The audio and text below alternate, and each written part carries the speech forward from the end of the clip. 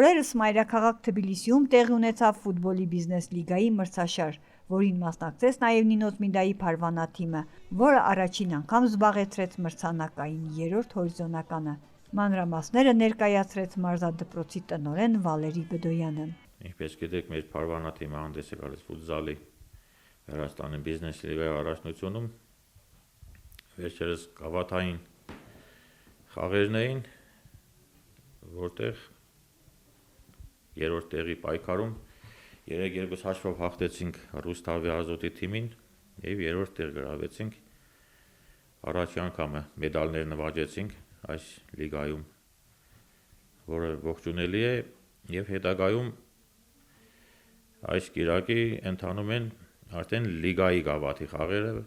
արդեն մենք խաղալու ենք ոսկե լիգայում, մենք հանդես ենք գալիս Արզաթե լիգայում, ոսկե լիգայի երրորդ տեղ գրաված թիմի հետ են խաղալու ավելի բարձր կարգի գավաթի համար, այսինքն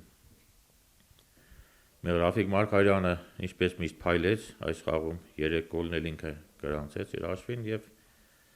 արժանացավ լավագույն հարձակվողի պարգևին։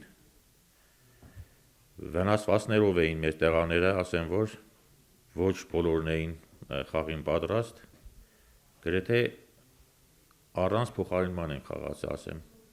մեկ փոխարինողով են խաղացել, որպեսզի մի քիչ հանգստանալու ժամանակ լինի։ Շատ վնասվածքներ ունեին տեղաները այս անգամ։ Հույսով եմ մյուս խաղին բոլորը պատրաստ կլինեն բարձր կարգի գավաթ նվաճելու համար։ Պայքարը շարունակելու ենք մինչև վերջ։ Մեդալի գույնը ցանկանում ենք փոխել, թեկուզ արծաթ, թեկուզ ոսկե ավելի լավ։ Շնորհակալություն ձեզանից էլ միշտ մեզ աջակցելու, մեր աջակցությունները ժողովրդին հասանելի դարձնելու համար։